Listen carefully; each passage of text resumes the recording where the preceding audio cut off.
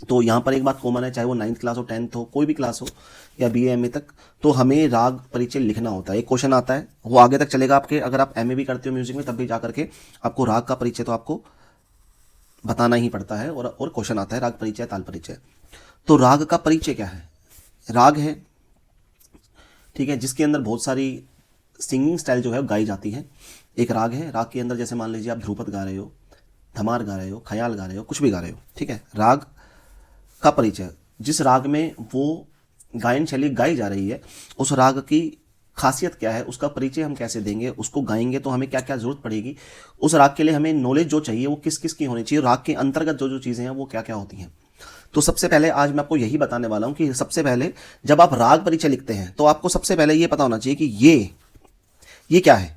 तो राग परिचय लिखने के लिए हमें चाहिए, जैसे कि मान लो मैं आपके बारे में जानना चाहूँ या आप मेरे बारे में जानना चाहें, तो मैं अपना मतलब परिचय कैसे दूंगा आपको, कि मेरा अपना नाम बताऊंगा, मेरा नाम ये है, मेरे पिता का नाम, मेरी माता का नाम, ठीक है, मेरी वाइफ है तो वाइफ का नाम, बेटे का नाम, जो भी मतलब मैं बताना चाहूँ।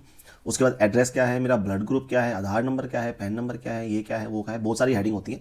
तो ये हेडिंग जो है सबके लिए सेम होती है, कोई भी राग हो, एक राग नहीं, चाहे आप हज़ारों राग जो भी रागें बनी हैं उन सब के को लिखने के लिए, उनको गाने के लिए, परिचय उनका जानने के लिए हमें इन चीज़ों की जरूरत पड़ती है। जैसे कि नाम बदल जाता है, पिता का नाम बदल गया, माता का नाम बदल गया, मान लो आप आपके पिता परिचय दे रहे हैं, आपकी माता अपनी परिचय दे रही है, आपका दोस्त आप अपना परिचय दे रहा है, आप अपना परिचय दे रहे हो, आपकी बहन दे रही है परिचय, कोई भी परिचय, कोई भी आपका सगा संबंधी परिचय देता है, तो हेडिंग सेम रहती है, नाम, एड्रेस, ब्लड ग्रुप, माता का नाम, पिता का नाम, जो भी है वो सारी हेडिंग्स रहती है, लेकिन नाम बदल जाता है बस उस इंसान का, उस व्यक्ति का जो अपना परिचय दे रहा है। क्लियर? तो ऐसे ये जो परिचय है इसके अंदर राग का परिचय मैं दे रहा हूँ, राग के नाम बदल जाएंगे लेकिन चीज़ें सेम रहेगी, यही परिचय होता है, यही हमें समझाना पड़ता है। तो आज मैं कुछ अलग तरीके से आपको समझाऊंगा, बड़े ध्यान से समझना, संडे का दिन है, बड़े आराम से मैं इत्मीनान से आपको समझाने वाला हूँ। तो सबसे पहले क्या होता है कि राग का जन्म होता है, राग कहीं ना कहीं से तो आएगा ना, ऐसा तो नहीं कि बस वो सीधा उत्पन्न हो गया। तो राग उत्पन्न होता है थाट में से। तो राग का परिचय लिखेंगे तो राग किस थाट से है, उस राग का थाट क्या है। 10 थाट होते हैं, 10 थाट में से एक राग का थाट होगा, ठीक है। 10 थाटों में से एक थाट ऐसा होगा जो उस राग का है, जो भी हम करने वाले हैं। उस राग के थाट के बारे में पता चल गया तो हम आगे चलेंगे। राग का आरोह क्या होता है? आरोह का अर्थ होता है असेंडिंग ऑर्डर, जब हम नीचे से ऊपर की ओर जाते हैं, सारे गामा पा धा नी सा लिखते हैं तो ये ऊपर की ओर स्वर जाते हैं तो उसको आरोह बोलते हैं। अवरोह होता है डिसेंडिंग ऑर्डर, कि जब हम वापस जब स्वर को उतारते हैं। पकड़ का अर्थ होता है ऐसा स्वर समूह जिससे राग की पहचान होती है, ऐसा स्वर समूह हमें लिखना पड़ेगा जिससे राग की पहचान होती है। देखो मेरे पास पूरे नोट्स हैं, मैं 10th क्लास का बताने वाला हूं, तो इसके अंदर आज सब कुछ बताने वाला हूं मैं। तो अभी थोड़ा सा वीडियो देखें, अच्छे से समझें, उसके बाद ही करें, जल्दबाजी मत करें। आप सोचते हो कि बस आपने वीडियो देख लिया और बस आपको नंबर मिल जाए तुरंत। हर चीज को समझने का एक तरीका होता है, सिर्फ नंबर के लिए मत खेलो, आपको उस चीज़ की नॉलेज भी होनी चाहिए, ठीक है। आप सोचो बस नंबर मिल जाए, नंबर मिल जाए, नंबर तो वैसे ही मिल जाएंगे आपको, ठीक है। आप चाहे किसी भी कॉपी में से या बुक में से उठा करके देख लो, लेकिन खुद से समझ करके लिखने का जो मजा है ना, वो अलग बात होती है। तो सबसे पहले आपको समझ में आ जानी चाहिए, ये हेडिंग है, इसकी फोटो क्लिक कर लो आप, ये हेडिंग्स आपको चाहिए राग लिखने के लिए। इनमें से 1-2 हेडिंग अगर कम हो भी जाए तब भी कोई दिक्कत नहीं है, आपको नंबर पूरे ही मिलेंगे। लेकिन ऐसा नहीं कि आपने 5 हेडिंग कम कर दी, सिर्फ 7-8 लिखा है तो आपको नंबर कट करके ही मिलेंगे। ये क्वेश्चन जो है आपका 6 नंबर का आता है, ठीक है। ये क्वेश्चन जो है आपका 6 नंबर का आता है। 2 राग भी पूछ सकते हैं 3-3 नंबर में, तब भी 6 नंबर का बनेगा, लेकिन 6 नंबर का आएगा ही आएगा ये क्वेश्चन। तो इसको तो आप बिल्कुल फिक्स कर लो, ये 6 नंबर का क्वेश्चन आपका आएगा, चाहे 10th क्लास हो चाहे 12th क्लास हो। राग का परिचय हम लिख रहे हैं, थाट पता चल गया, आरोह अवरोह पकड़, ऐसा राग, ऐसा स्वर समूह जिससे राग की पहचान हो रही है। राग सामने आता है, राग गाने का एक समय होता है, गायन समय। राग में स्वर कौन कौन से लगे हैं ये वो बताएगा, कि स्वर हेडिंग डालकर कि राग में सारे स्वर शुद्ध लगे हैं, कोई कोमल लगा है या तीव्र लगा है, वो सब हम बताएंगे। वर्जित स्वर होता है जो राग में नहीं लगता, जो स्वर राग में नहीं लगता, मान लो सारेगामा पाधा नी समय से नी स्वर नहीं लगा तो वो वर्जित हो गया, तो नी स्वर यहाँ पर हम लिख देंगे, वर्जित स्वर नहीं। जाति का मतलब होता है कि उसके राग के आरोह और अवरोह में कितने कितने स्वर लगे हैं, ठीक है। जाति राग में लगने वाली संख्या का बोध कराता है, बताता है कि जाति राग में कितने स्वर लगे हैं, उसके आरोह अवरोह में कितने, उसकी जाति क्या है। वादी स्वर वो होता है जो राग में सबसे ज्यादा गाया जाता है, बार बार गाया जाता है, जो सबसे ज्यादा प्रयोग किया जाता है, राग का राजा कहलाता है ये। उसके बाद हम बात करेंगे संवादी स्वर। संवादी स्वर वो होता है जो राजा का मंत्री होता है, जैसे राजा का काम सबसे ज्यादा होता है, उसके बाद मंत्री का काम होता है, वैसे राग में वादी स्वर का काम सबसे ज्यादा होता है, और उसके बाद जो संवादी स्वर है उसका वादी के बाद में और बाकी सभी स्वर जो अनुवादी स्वर जो बच गए उन स्वर से ज्यादा होता है। समप्राकृतिक या मिलता जुलता राग। समप्राकृतिक का अर्थ होता है कि जिसकी प्रकृति समान हो या मिलता जुलता राग, मतलब जिस राग का हम परिचय करने वाले हैं, या भोपाली का, खमाज का, वृंदावनी, सारंग का, तो उसके जैसा मिलता जुलता राग कौन सा है वो इस हेडिंग में हमको नाम लिखना है। अंग का अर्थ होता है कि कौन से अंग में है। 2 तरह के अंग होते हैं, ठीक है। अगर मैं इसको एक्सप्लेन करूं आपको, मैं आपको बताऊं तो किस तरह से हम ये समझेंगे, अंग किस तरह से समझेंगे हम। अंग इस तरह से समझेंगे कि सा रे गा मा पा धा नी सा। इस तरह से हम स्वर को बांट लेते हैं दो हिस्सों में। तो ये हो गया पहला पार्ट और ये हो गया सेकंड पार्ट, ठीक है। तो ये वाला जो पार्ट है इसको हम बोलते हैं पूर्व अंग, ठीक है, और ये वाला जो पार्ट है इसको बोलते हैं हम उत्तर अंग। ये पूर्व अंग हो गया, ये उत्तर अंग हो गया। अब हमें ये देखना है कि वादी स्वर, जो वादी स्वर है वो वादी स्वर सा और मा के बीच में है या फिर पा और सा के बीच में, मतलब ऊपर की ओर है। अगर वादी स्वर इस अंग में हुआ, सारे गामा में से कोई हुआ, तो वो पूर्व अंग का राग कहलाएगा। और अगर वादी स्वर इस अंग में से हुआ, मतलब पा धा नीसा में से हुआ ऊपर वाले, तो उत्तर अंग का वादी स्वर कहलाएगा। मतलब उत्तरांगवादी राग, पूर्वांगवादी, पूर्व प्लस अंग उत्तर प्लस अंग, तो ये बन गया भैया हमारा पूर्वांग और ये बन गया हमारा उत्तरांग, ठीक है। ये वादी इसमें ऐड हो जाएगा, पूर्वांगवादी या फिर उत्तरांगवादी, कि राग का कौन सा, राग का वादी स्वर कौन से अंग में है, बस हमें ये देखना है, पूर्वांगवादी या उत्तरांगवादी। तो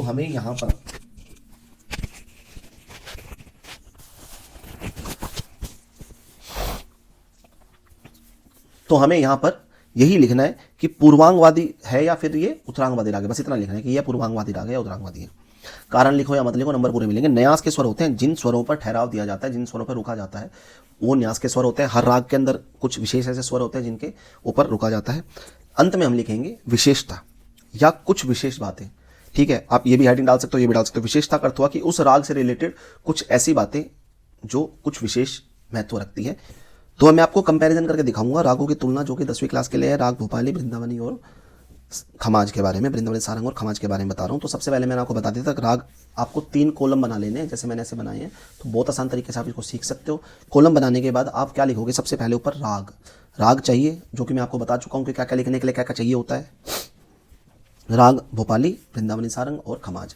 थाट भोपाली का कल्याण होता है, वृंदावनी सारंग का काफी होता है, और खमाज का खमाज। ये अपने ही राग, अपने ही थाट पर आश्रित है, इसलिए इसको आश्रित राग भी कहते हैं। जो आश्रय राग होते हैं, आश्रय राग का अर्थ होता है जो अपने ही थाट से निकल के जाए उसको। आरोह सा रे गा पा धा सा, इसमें माँ और नी नहीं लगता, ठीक है। इसका अवरोह है सा धा पा गा रे सा। वापस उल्टा करेंगे, माँ और आपको नी को नहीं लगाना है। माँ और नी देखो यहाँ पर वर्जित है, लिखा हुआ है माँ और नी वर्जित है, तो वर्जित है तो सीधी सी बात है, माँ और नी वर्जित है तो सारे गामा पादानी में से माँ और नी हटा देंगे। पकड़ क्या है, सा रे गा पा रे गा रे सा धा सा रे गा रे सा, सा रे गा पा रे गा रे सा धा सा रे गा रे सा, ये इसकी पकड़ है। उसके बाद यहाँ की हम आरोह अवरोह देख लेते हैं। राग वृंदावनी सारंग की, राग वृंदावनी सारंग में भी 5 स्वर होते हैं, लेकिन इसके अंदर गा और धा वर्जित होता है, यहाँ पर मा और नी वर्जित होता है। तो गा और धा का वर्जित हटा करके हम क्या करेंगे, नी क्यों है, नी के नीचे डोट है, मंद्र सप्तक के नी से इसकी शुरुआत होती है। मंद्र सप्तक का नी सा रे मा पा नी सा, इस तरह से हम इसको लिखेंगे। अवरोह में हम जो इसको लिखेंगे इसका उल्टा कर देंगे, लेकिन अवरोह में नी कोमल हो जाता है, जैसे कि मैं आपको बता चुका हूं। सा नी पा मा रे नी सा, ये इसका अवरोह है, और इसका पकड़ जो है नी सा रे। मतलब ये आपको क्या करना है, ये नी सा इसका हटा देना है और इसका सा हटा देना है। इसका नी सा हटा दो और इसका सा हटा दो, और इन दोनों को यहां से लेकर यहां तक, मतलब पा तक और नी से लेकर सा तक आपस में जोड़ दो। तो नी सा रे मा पा नी पा मा रे नी सा, ये आपका इसका पकड़ आ जाएगा। अब यहाँ पे खमाज में बात करते हैं। खमाज में जाते हुए नी शुद्ध लगता है और आते हुए नी कोमल लगता है, एज इट इज जो राग वृंदावनी सारंग है उसके जैसा ही राग खमाज है। तो इसमें हम क्या करेंगे, जाते हुए रे को भी हम वर्जित कर रहे हैं। तो सा गा मा पा धा नी सा, आरोह सा नी कोमल धा पा मा गा रे सा, ये इसका अवरोह हो गया। और पकड़ है नी कोमल नी धा, क्योंकि ये आपका डिसेंडिंग ऑर्डर है। नी धा मापा धा, एस का मतलब होता है आंदोलन हो रहा है, मापा धा थोड़ा आंदोलित हुआ, मापा धा मा गा पा मा गा रे सा, ठीक है। ये आपका खमाज हो गया, इसका पकड़। अब हम बात करेंगे यहाँ पर हम गायन समय के बारे में। गायन समय है रात्रि का प्रथम पहर, मतलब रात्रि का जो प्रथम पहर है उसमें गाया जाता है इसको। इसका वृंदावनी सारंग का दिन का द्वितीय प्रहर है और खमाज का रात्रि का द्वितीय प्रहर है। तो बड़ा आसान है, रात्रि का प्रथम प्रहर ये तो बिल्कुल अलग हो गया, इसका दिन का दूसरा प्रहर हो गया, और इसका रात का दूसरा प्रहर। दिन और रात को बदलना है और आपको आ जाएगा। उसके बाद स्वर, इसमें सभी स्वर शुद्ध लगते हैं, देखो कहीं पर भी कोई भी कोमल वगैरह नहीं लग रहा। इसमें दोनों नी का प्रयोग किया जाता है, आरोह में शुद्ध नी और अवरोह में कोमल नी का प्रयोग होता है, जो कि मैं बता चुका हूँ। एज इट इज यहाँ पर भी यही है, इसमें भी दोनों नी का प्रयोग किया जाता है, आरोह में शुद्ध नी और अवरोह में कोमल नी का प्रयोग किया जाता है। ये दोनों सेम हो गए, ये थोड़ा अलग है, इसमें सभी स्वर शुद्ध लगते हैं। वर्जित स्वर, इसमें मा और नी वर्जित है, इसमें गाधा वर्जित है। जो राग वृंदावनी सारंग है, वृंदावनी सारंग में गाधा वर्जित है, और राग खमाज में आरोह में रे वर्जित है, बाकी स्वर पूरे लगते हैं। जाति इसकी ओढ़ा वोढ़ा, जिन रागों में के आरोह में मतलब जिन रागों में 5 स्वर लगे वो ओढ़व जाति होती है, जिसमें 6 स्वर लगे वो षाढ़व जाति होती है, और जिसमें 7 स्वर लगे वो संपूर्ण। तो आड़व, ओढ़व, षाढ़व और संपूर्ण तीनों यहाँ पर दिखाने वाला हूँ मैं आपको। तो ओढ़व, ओढ़व का अर्थ ये हो कि सारे गा पा धासा सा धा पा गा रे सा, जो हमने किया है। माँ और धा नहीं, माँ और नी नहीं है, तो इसका मतलब 5 स्वर लगे हैं। तो ओढ़व ओढ़व है, इसकी ओढ़व ओढ़व है, आरोह अवरोह में भी इसमें ओढ़व ओढ़व है। और राग अगर हम खमाज की बात करें तो षाढ़व संपूर्ण, जाते हुए रे वर्जित हो जाता है। तो रे वर्जित होने के बाद 6 स्वर बचते हैं, 1 2 3 4 5 6। तो षाढ़व 1 2 3 4 5 6 7 और संपूर्ण। तो ये संपूर्ण षाढ़व संपूर्ण हो गया। वादी स्वर जो राग में सबसे ज्यादा प्रयोग होता है, यूज होता है, वादी स्वर भोपाली का गा है, वृंदावनी सारंग का रे है, और खमाज का गा स्वर है। संवादी स्वर जो है वो भोपाली का धा स्वर है, और वृंदावनी सारंग का पा स्वर है, और खमाज का नी स्वर है। तो इसका गाधा हो गया भोपाली का, वृंदावनी सारंग का रेपा, और खमाज का हो गया गानी। संप्राकृतिक राग, संप्राकृतिक राग इसका देशकार है भोपाली का, वृंदावनी सारंग का सूर मल्हार, और खमाज का है तिलंग। अंक की बात करें जो कि मैं आपको समझा चुका हूं कि पूर्वांगवादी राग और पूर्वांगवादी राग तीनों ही पूर्वांगवादी राग है, क्योंकि इनका वादी स्वर जो है रे गा है। तो ये सारे के सारे पा से इस तरफ है, माँ गा रेसा में से एक है। तो ये आपका पूर्वांगवादी। न्यास के स्वर सागापा, सारेपा और सागापा। ठीक है, इस तरह से आप इसको देख सकते हो। उसके विशेषता हम बात करेंगे। सबसे पहले हम भोपाली की विशेषता पढ़ रहे हैं। इस राग का चलन मंद्र सप्तक और मध्य सप्तक में, मतलब ये कि जो ये राग है वो गाया जाता है ज्यादा मंद्र और मध्य सप्तक के बीच में ज्यादा गाया जाता है। मंद्र मध्य सप्तक के बारे में है, मंद्र और मध्य सप्तक के बीच में ज्यादा गाया जाता है। तो इस राग का चलन मंद्र और मध्य सप्तक में किया जाता है। इसे कल्याण थाट से इसलिए माना गया है क्योंकि इसमें पा रे की स्वर संगति लगती है। पा और रे के बीच में मींड है और इसकी स्वर संगति लगने के कारण इसको कल्याण थाट से माना जाता है, नहीं तो ये देशकार की तरह बिलावल थाट से हो सकता था। आगे देखते हैं नंबर 3। इसमें ठुमरी गायन नहीं होता, लेकिन छोटा ख्याल, बड़ा ख्याल और तराना आदि गाया जाता है। नंबर 4 पर हिंदुस्तानी संगीत में इसे, भोपाली और कर्नाटक संगीत में इसे मोहनम के नाम से जानते हैं। ये 1 नंबर का क्वेश्चन आपका आ सकता है कि भोपाली को कर्नाटक संगीत में कौन से दूसरे नाम से जानते हैं, तो आप कहोगे यहाँ पर मोहनम के नाम से जानते हैं। राग वृंदावन सारंग की विशेषता पढ़ रहे हैं। इसके आरोह में शुद्ध नी और अवरोह में कोमल नी लगता है। ये दोनों में बराबर बात है। इस राग के आरोह की शुरुआत मंद्र सप्तक के नी से होती है। इसमें बड़ा ख्याल, छोटा ख्याल और तराना आदि गाए बजाए जाते हैं। बात करें खमाज की, खमाज यह चंचल प्रकृति का राग है। इसमें छोटा ख्याल, टप्पा, ठुमरी आदि गाए बजाए जाते हैं। टप्पा भी एक सिंगिंग स्टाइल है, टप्पा, ठुमरी आदि गाए बजाए जाते हैं। इस राग में बड़ा ख्याल गाने का प्रचलन नहीं है। बड़ा ख्याल खमाज राग में गाने को नहीं मिलता। यह अपने ही राग का आश्रय राग है, अपने थाट का आश्रय राग है। जो अपने ही थाट से जन्म ले लेता है वह है उसी थाट के ऊपर आश्रित हो जाता है, क्योंकि यह राग थाट खमाज थाट से ही लिया गया है। इसके आरोह में रे वर्जित है, लेकिन ठुमरी गाते समय कभी कभी रे का प्रयोग भी कर लिया जाता है। ठीक है, तो ये आपका जो है रागों की तुलना इस तरह से याद करें। ऐसे रटने की जरूरत नहीं है कि हम मतलब सब भोपाली का अलग करवाओ, ये अलग करो, ये अलग करो। इसको समझ लो, समझने के बाद इसका एक अच्छे से आप स्क्रीनशॉट ले सकते हो। धीरे धीरे मैं इसको ऊपर करके दिखा रहा हूँ और आप इसको स्क्रीनशॉट ले लो। ठीक है, तो ये आज हमने बात कर ली है यूनिट 3 के बारे में बात करें। 3.1 की हमने बात की है, जो कि है राग परिचय के बारे में, कि राग परिचय हम इसको देखें। राग परिचय हम कैसे इसको समझ सकते हैं, राग परिचय लिखने के लिए हमें क्या कुछ करना पड़ता है, वो है हमारा ये वाला क्वेश्चन।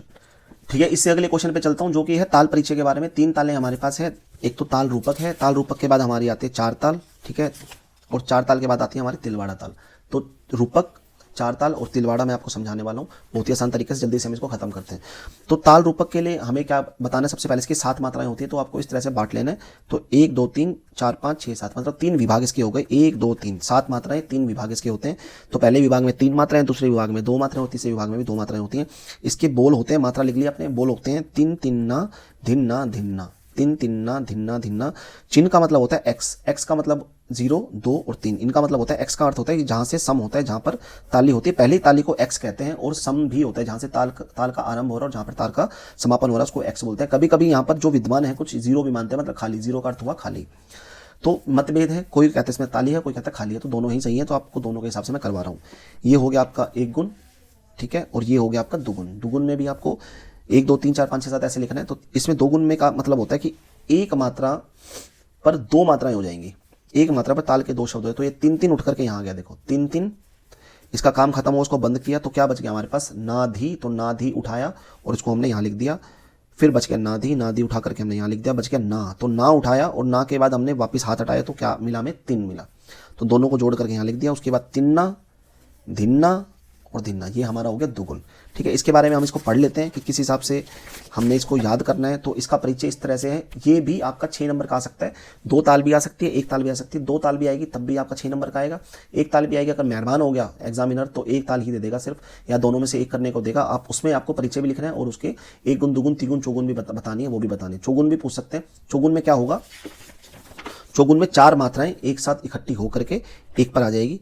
फिर उसके बाद 3 मात्रा और एक काउंटिंग करनी है, 1 2 3 और 1 4, मतलब जो 4 मात्रा आपने लिख दी है, जो भी मात्राएं आपने लिख दी है उन मात्राओं का काम खत्म हो चुका है, आप आगे चलो। ऐसा नहीं कि कई बार गलती क्या करते हैं, मानो तिगुन पूछ लिया, तिगुन में क्या होगा, 3 3 ना, अगले में 3 आधी कर देते हैं लोग बच्चे, तो यहाँ पर गलत हो जाएगा। क्लियर? तो यहाँ पर 3 3 ना के बाद आएगा धी ना धी, फिर 1 के साथ 2 की कमी पड़ रही है तो यहाँ से 2 उठा लेंगे, फिर ये 3 आ जाएगा, फिर 2 के साथ 1 को उठा लेंगे, फिर ये 3 आ गया और ये 3 आ गया। तो ये हो गया अपना तिगुन। चौगुन कैसे समझे, चौगुन भी ऐसे समझते, देखो चौगुन में 4 3 के साथ 1, ठीक है, ये 4 हो गए, फिर यहाँ से 4, 2 के साथ 2, फिर 4, 1 के साथ 3, फिर ये 4। अगर ऐसा है तो आपका आंसर बिल्कुल सही है, ये दुगुन हो गया। यहाँ पे पढ़ेंगे इसका परिचय हम पढ़ रहे हैं मात्राएं। 7 मात्राएं और 3 विभाग होते हैं रूपक ताल के अंदर। इसमें पहले विभाग में 3 मात्राएं, दूसरे विभाग में और तीसरे विभाग में 2 2 मात्राएं होती हैं। पहली मात्रा पर सम और खाली दोनों दिखाए जाते हैं, दोनों होते हैं। चौथी मात्रा पर दूसरी ताली और छठी मात्रा पर तीसरी ताली होती है। यह तबले की बजने वाली ताल है, तबले पर बजती है। इसका प्रयोग तबले पर स्वतंत्र वादन के रूप में किया जाता है। ख्याल गायन, गीत, गजल, भजन तथा भाव संगीत आदि के साथ संगत में खूब प्रयोग किया जाता है। ठीक है, ये जो है मतलब तबले की ताल है और स्वतंत्र रूप से इसको बजाया जाता है। ख्याल गायन शैली में, गीत में, गजल में, भजन में, भाव संगीत में बहुत ज़्यादा प्रयोग किया जाता है इस ताल का। ठीक है, इसकी लय मध्य होती है। व्यवहार में कुछ लोग इसकी प्रथम मात्रा पर खाली दिखाते हैं, परंतु शास्त्रीय नियमों के अनुसार भारतीय प्रत्येक ताल की पहली मात्रा पर उस ताल का समय। ठीक है, तो यहाँ पर क्या है कि विद्वानों के मत हैं। कोई कहता है कि पहली मात्रा पर ताली है, कोई कहता है पहली मात्रा पर खाली है। तो यहाँ पर ताली खाली दोनों दिखाते हैं। दुगुन और तिगुन मैंने आपको यहाँ पर दिखाई दिया है। नेक्स्ट हम चलते हैं। नेक्स्ट है जी चार ताल। ठीक है, चार ताल के अंदर 12 मात्राएं होती हैं। इसके 6 विभाग होते हैं। तो 1 2 3 4 5 6 उनको बांट दिया गया है। 2 2 मात्राओं के 6 विभाग होते हैं। इसके बोल 1 2 3 4 5 6 7 8 9 10 11 12 ऐसे लिखते हैं ना। उसके बाद चिन्ह, पहले पे ताली।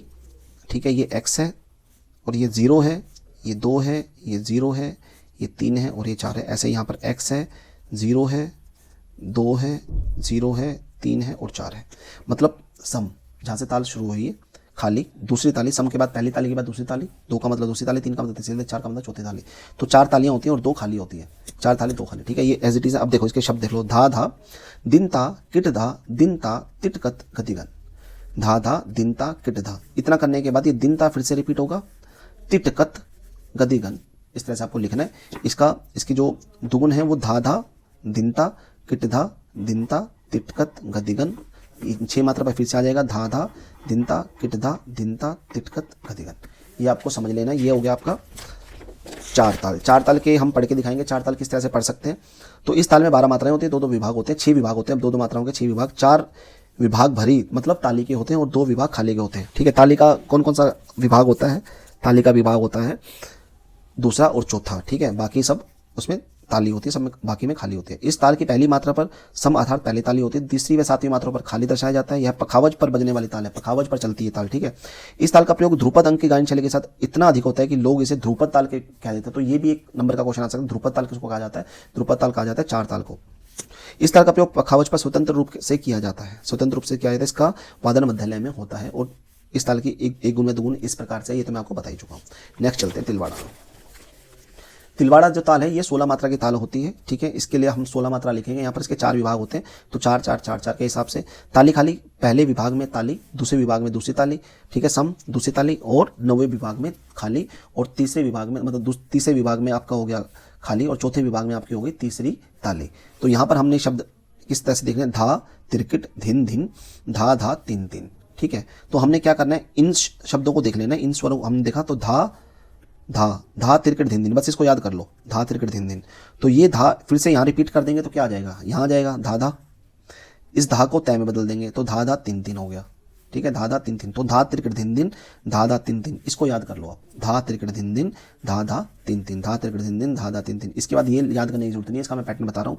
उसके बाद ये जो धा है ना, ये धा, इसको हम बना देंगे ता। यहाँ पर हमने ता बना दिया मान लो फॉर एग्जाम्पल। तो ये ता यहाँ आ गया और एजिटिंग तिरकट धिन धिन यहाँ गया, ता तिरकट धिन धिन। और जो ये धा धा तीन तीन है, इस तीन तीन को धिन धिन बना दिया। तो एज इट इज जैसा ही है, धा तिरकट धिन धिन, धा धा तीन तीन। यहाँ पर ता हो जाएगा धा की जगह, तो ता तिरकट धिन धिन। यहाँ पे तीन तीन यहाँ धिन हो जाएगा, धा धा धिन धिन। ये लो जी, दुगुन मैं आपको बता ही चुका हूँ। धा तिरकट धिन धिन, धा धा तीन तीन, ता तिरकट धिन धिन, धा धा धिन धिन। ये दुगुन हो गए। तिगुन अगर बनानी हो तो ये आदि पूरी लिखनी है आपने। और तिगुन बनाए तो धा तिरकट धिन, धिन धाधा तिगुन और चौगुन आप मेरे को बना करके दिखाएंगे, ठीक है। आप मेरे को बना करके लिख करके दिखाएंगे कि पहली मात्रा पर कौन कौन शब्द आएंगे। मैं चेक करूंगा, ऑनलाइन ही चेक कर लूंगा, आप जो कमेंट करेंगे उसमें बता दूंगा।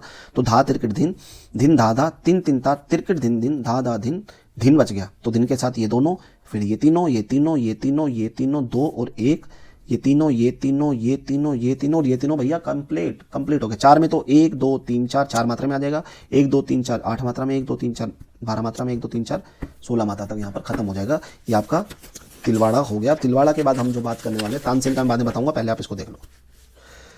परिचय, इसमें 16 मात्राएं होती हैं, इसके 4 विभाग होते हैं। इसकी पहली मात्रा पर सम, 5वीं और 13वीं मात्रा पर ताली और 9वीं मात्रा पर खाली। लिखने में आप ये भी लिख सकते हो, ये भी लिख सकते हो, पहली 5वीं और 13वीं मात्रा पर ताली और 9वीं मात्रा पर खाली होती है। तिलवाड़ा को 3 ताल का रूप भी कहा जाता है। इन दोनों में मात्रा, ताली, खाली विभाग एक जैसे होते हैं, परंतु दोनों तालों के बोलों में प्रयोग के अंतर होने के कारण ये दोनों तालें एक दूसरे से अलग हो जाती हैं। बस शब्दों का फर्क है, बाकी सब। तिलवाड़ा ताल का प्रयोग अधिकतर शास्त्रीय संगीत की गायन शैली में किया जाता है। 3 ताल का भी प्रयोग ऐसे किया जाता है। बड़े ख्याल से के साथ विलंबित लय में किया जाता है। कभी कभी छोटे ख्यालों के साथ भी इस ताल का प्रयोग किया जाता है। छोटे ख्याल के साथ ज्यादा प्रयोग जो किया जाता है वो होती है हमारी 3 ताल। इस ताल के एक गुण व दुगुण इस प्रकार से, जो कि मैं आपको करवा सकता हूं। तो हम बात करें राग वृंदावनी सारंग की स्वर लिपि, जो कि हमने द्रुत ख्याल के अंदर लिखनी है। प्रश्न आपका बन रहा है कि राग वृंदावनी सारंग के द्रुत ख्याल की स्वर लिपि लिखें, ठीक है, लिखनी है आपको। या फिर आ सकता है कि आपके पाठ्यक्रम में दिए गए राग की स्वर लिपि लिखें द्रुत ख्याल में। मैं 4 हेडिंग उठा रहा हूं, कौन कौन सी? थाट, आरोह, अवरोह और पकड़, जो कि मैं आपको पहले बता चुका हूं। तो यहां पर मैं डायरेक्टली चलता हूं। द्रुत ख्याल की जो बंदिश है हमारे सामने, इसकी जो बोल है वो मैं बता रहा हूं। तो बंदिश के बोल में एक स्थाई होता है और एक अंतरा होता है, एक स्थाई और एक अंतरा। तो बंदिश के बोल देखिए, तो स्थाई के बोल क्या है? बन बन ढूंढन जाऊं, ठीक है, ध्यान से आप देख सकते हैं इसको। बन बन ढूंढन जाऊं कित हूं, छिप गयो कृष्ण मुरारी। तो आपको इसी तरह से लिखना है। अंतरा क्या कह रहा है? शीस मुकुट और कानन कुंडल, बंसीधर मन रंग फिरत गिरधारी। ऐसा हमने लिख देना है, जैसा कि आपको दिख रहा है ऊपर। राग वृंदावनी सारंग स्वर लिपि द्रुत ख्याल 3 ताल में होती है, 16 मात्रा। तो जैसा कि अब हम इसको लिखने वाले हैं, तो हम चलते हैं अगले पेज पर। यहाँ पर हम एक सिंपल सी बात करेंगे, जो कि मैंने राग काफी में भी बताया था। हमें लिखना है कौन सी ताल में। देखो, अब हम यहाँ पे एक सिंपल सी बात करेंगे कि इस गीत के जो बोल को या फिर इस बंदिश को हमने गाया है 3 ताल में। 3 ताल की होती है 16 मात्रा। धा दिन दिंदा, धा दिन दिंदा, धा तीन तीन धा दिन दिंदा, 1 2 3 4 5 6 7 8 9 10 11 12 13 14 15 16। ये 16 मात्रा का सर्कल है, जो कि आवर्तन चलता ही रहता है। तो 16 मात्रा का हमने एक ढांचा बना देना है, हमने एक टेबल बना दी है। सबसे पहले हमने मात्रा लिखनी है ऊपर, जैसे कि आप देख रहे हैं। मात्रा के बाद बिल्कुल सिंपल बराबर गैप में हमने 1 2 3 4 5 6 7 8 तक, आगे तक जो 16 मात्रा है वहां तक हमने लिख देना। 1 2 3 4 5 6 7 8 9 10 11 12 13 14 15 16। इन 16 मात्राओं को 4 भागों में हमने विभागों में बांट दिया है। तो पहले विभाग में 4 मात्रा, दूसरे में 4, तीसरे में 4, चौथे में 4। अब हम लिख रहे हैं नीचे चिन्ह, जैसे कि आप देख रहे हैं काटा, क्रॉस का अर्थ यहाँ पर हुआ सम का होता है जहां से ताल शुरू हो रही है। पहले से ताल शुरू है, 5वें पर दूसरी ताली है, 9वें पर खाली है और 13वें पर तीसरी ताली को यहाँ पर हमने 3 लिखा है। तो हमने यहाँ पर बताना है चिन्ह के बारे में। अब हम बात करने वाले हैं जो मेन हमारा जो प्रश्न है, जो हमें नंबर दिलवाएगा। अब हमें स्थाई के जो बोल हैं उसको हमने बांटना है। स्थाई की पहली लाइन आप याद करो, बन बन ढूंढन जाऊं। अगर हम गिने इन अक्षरों को तो क्या होगा? बन बन ढूंढन जाऊं, कुल मिलाकर के 9 अक्षर है बन बन ढूंढन जाऊं, लेकिन हमें मात्रा 16 कवर करनी है। तो जो बंदिश जो शुरू हो रही है, स्टार्ट हो रही है, वो हो रही है 9वीं मात्रा से खाली से, जो कि हमने काफी जो राग था पिछले, काफी राग जो मैंने बताया था पिछले वीडियो में, उसमें भी ऐसा बहुत सी बंदिश है जो कि 5वीं से भी स्टार्ट होती है, 7वीं से भी स्टार्ट होती है, कुछ दूसरी से भी शुरू होती है, कुछ 12वीं से, कुछ 16वीं से, कुछ 15वीं से, कुछ 10वीं से। तो ये 9वीं मात्रा से हम शुरू कर रहे हैं, ठीक है। तो 9वीं मात्रा से शुरू करेंगे तो 9 से गिनना शुरू करेंगे। 9 10 11 12 13 14 15 16, मतलब 8 मात्रा ये हो गई। 1 2 3 4 5 6 7 8 मात्रा ये हो गई। तो ये सर्कल चलेगा 9 से लेकर 8 तक। यदि 1 से शुरू होता तो 1 से 16 चलता, 2 से शुरू होता तो 2 से 1 चलता, 3 से शुरू होता 3 से 2 चलता, अगर 7 से शुरू होता तो 7 से 6 चलता। तो ये जो हमारी बंदिश शुरू हुई है वो 9वीं से स्टार्ट हुई है। तो 9वीं जो कि शुरू हो रही है वो की बन बन ढूंढन जाऊं, और वो 8 पर आकर के खत्म। हमने इन 9 अक्षरों को बांटना है 16 मात्रा में। तो पहली मात्रा शुरू हो रही है 9वीं मात्रा से। तो ब न, हर एक अक्षर को बांटना शुरू करो। कैसे? ब न, ठीक है। ये 4 मात्राएं हमने कवर कर ली, 9 10 11 12, ब न। उसके बाद 13वीं मात्रा पर ढूं, और जो 13वीं मात्रा पर ढूं शब्द है, ढूं शब्द 2 मात्रा ले रहा है। तो ढूं के बाद हम एक अवग्रह लगा देंगे, जो कि एस के माध्यम से दिखाया जाता है। इसको हम अवग्रह कहते हैं जब हम शब्दों को बढ़ाते हैं। देखो, ब न, ढू के बाद एस है, मतलब ढू जो है 2 मात्रा ले रहा है। ढ न, तो ब न ढूंढन। अब रह गया जाऊं। तो जाऊं शब्द हम, अब जा आएगा पहली मात्रा पर, जा।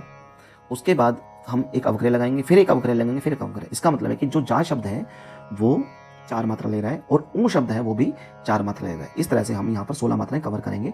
तो ब न, ढू जो है वो 2 मात्रा ले रहा है। ढ न, जा 4 मात्रा ले रहा है। और ऊ जो है वो ले रहा है यहाँ पर 4 मात्रा। क्लियर? तो यहाँ पर हमने बहुत ध्यान से इसको समझना है, पढ़ना है।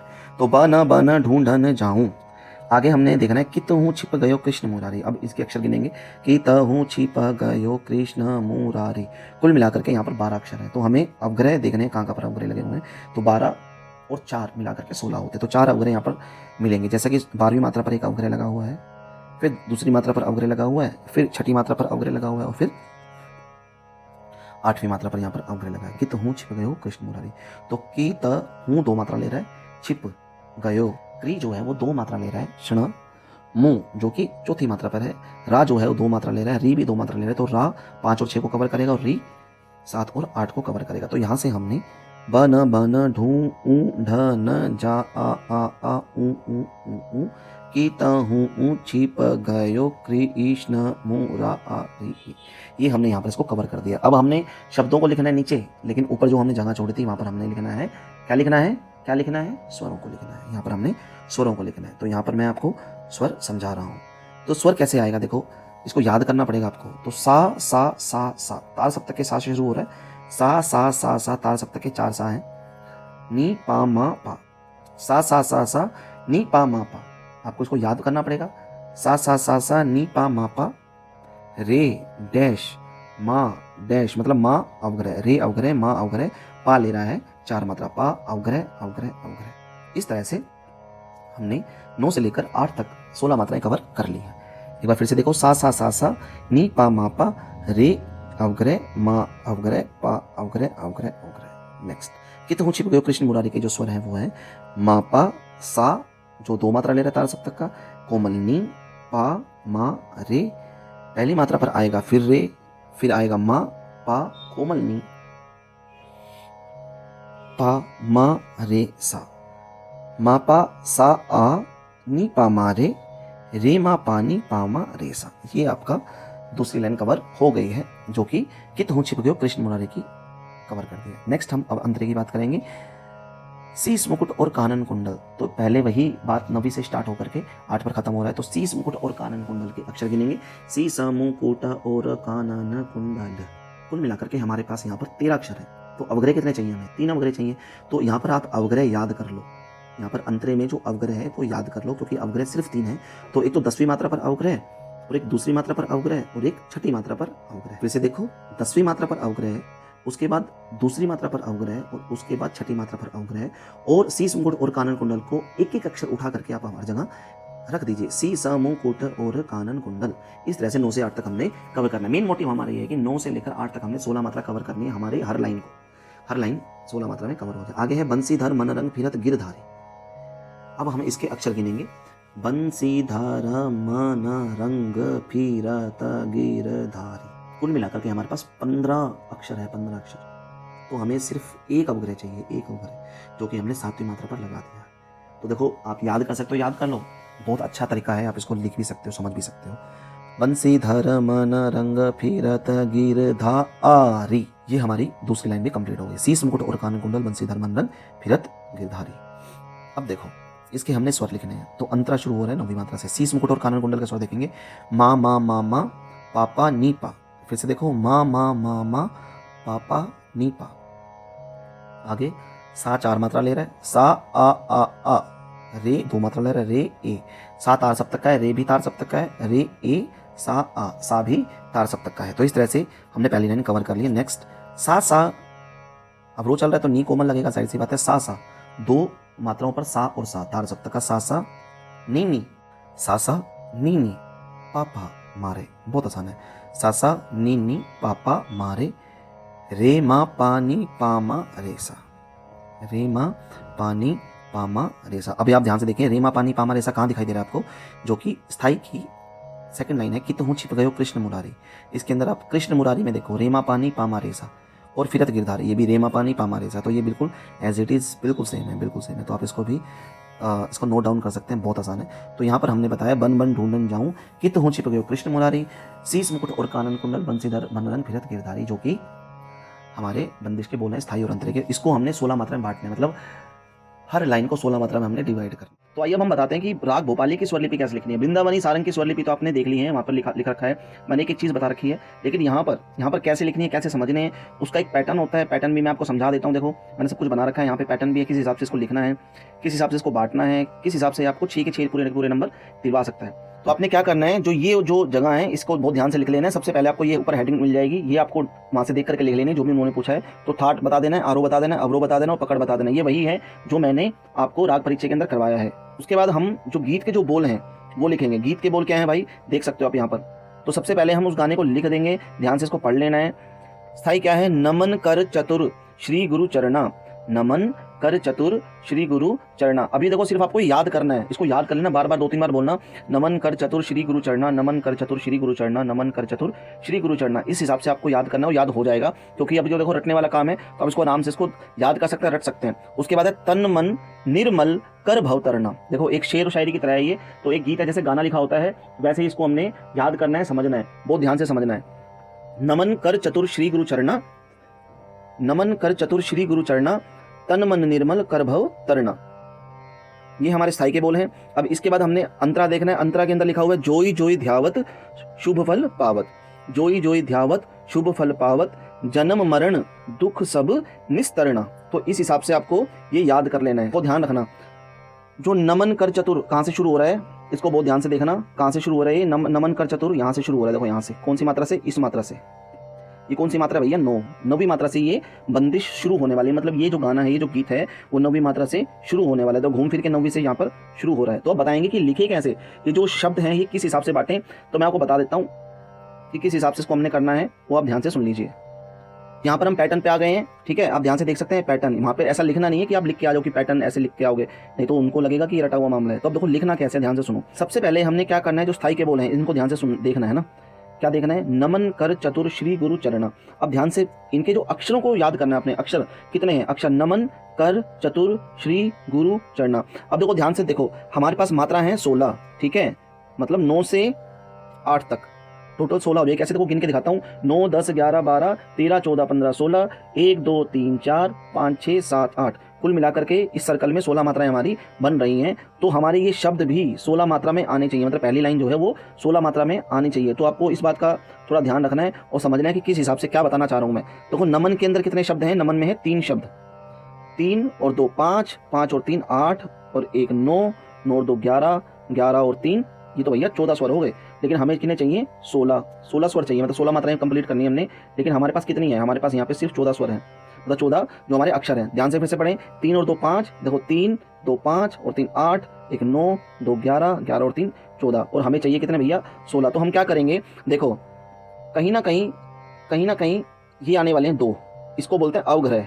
क्या बोलते हैं जी, अवग्रह। अवग्रह का मतलब क्या होता है, अवग्रह का मतलब होता है मात्राओं को बढ़ाने के लिए इनका प्रयोग किया जाता है, इनका प्रयोग, ठीक है, एस का, ठीक है। अभी कैसे काम करना पड़ेगा, पहली लाइन को हम लिख के दिखा रहे हैं, नमन कर चतुर श्री गुरु चरणा को हम लिख के दिखाएंगे। तो देखो न म न कर चतुर, कंटिन्यू चल रहा है जी, 8 अक्षर इसमें आ गए, 8 मात्राओं को जिन्होंने कवर कर लिया। न म न कर चतुर, हमेशा शब्द नीचे आएंगे और स्वर हमेशा ये ऊपर आएंगे। देखो ये ऊपर स्वर हैं और नीचे ये शब्द हैं, तो जो शब्द हैं वो हमेशा नीचे आएंगे और स्वर जो हैं वो ऊपर आएंगे। तो न म न कर चतुर, श्री के बाद एक एस लग गया है, गुरु चरण, और लास्ट में भी एक एस लग गया है, ठीक है। अब देखो हमने कितने अक्षर गिने थे, हमने 14 अक्षर गिने थे। तो हमें कितने चाहिए, हमें 2 अक्षर और चाहिए, मतलब 2 मात्राएं और चाहिए, तब जाकर के 16 मात्राएं कंप्लीट होंगी। तो हमें 14 मिल चुके हैं, तो एक तो हमने यहाँ पे लिया और एक हमने यहाँ पे लिया, 2 और 8 को हमने ये एस और एस बना करके ये लाइनें कंप्लीट कर दी है, ठीक है। उसके बाद देखो तन मन निर्मल कर भव तरना, ठीक है। तो एक बार यहाँ पे देखेंगे, हम अक्षरों को पढ़ेंगे। देखो तरीके से ये 4 अक्षर हैं और निर्मल को हमने अलग अलग कर लिया है, नीरमल, मतलब ये हमारे 4 अक्षर ये हैं। तो नीरमल निर्मल ये 4 अक्षर हो गए और ये 2 अक्षर हो गए और ये 5 अक्षर हो गए, कुल मिलाकर के 15 अक्षर हो गए। अब हमें चाहिए 16, तो 16 में से 15 गए, हमें कितने अवग्रह चाहिए, 1 अवग्रह चाहिए। तो 1 अवग्रह हम कहाँ लगाएंगे, तो हम क्या करेंगे, यहाँ पर देखो त न म न नीरमल कर भव तरणा और ये एस, ठीक है। तो 3 अवग्रह लग रहे हैं यहाँ पर, एक तो 2 पर, पहली लाइन में 2 पर और फिर 8 पर, फिर दूसरी लाइन में 8 पर लग रहा है। तो 2 8 और 8 ये अवग्रह लग रहे हैं। बाकी आपको कंटिन्यू उनको बांट देना है, ठीक है, उनको बांट देना है, एक एक एक एक अक्षर को बांट देना है। ऊपर की लाइनें आपको छोड़नी पड़ेगी क्योंकि ऊपर स्वर आएंगे, और नीचे नीचे आपको ये जो शब्द हैं, जो गीत के जो बोल हैं, वो आपको फैला करके लिख देने हैं। ठीक है, उसके बाद हम डायरेक्ट आएंगे, नीचे अंतरा लिखेंगे, थोड़ा स्पेस डालेंगे। स्पेस डालने के बाद फिर हमने देखो क्या करना है, ये ऊपर ऊपर की लाइनें फिर छोड़नी है क्योंकि यहाँ पर अभी स्वर आने वाले हैं। तो पहले आप एक काम करो, सबसे पहले जो आसान तरीका है वो है कि आप सबसे पहले जो आसान तरीका है वो ये है कि पहले आप गीत के बोल लिख लीजिए। ठीक है, तो गीत के बोल एक बार फिर से देखेंगे जा करके। तो गीत के बोल, अब अंतरे के जो बोल हैं वो किस हिसाब से हैं वो देखो। जोई जोई ध्यावत शुभ फल पावत।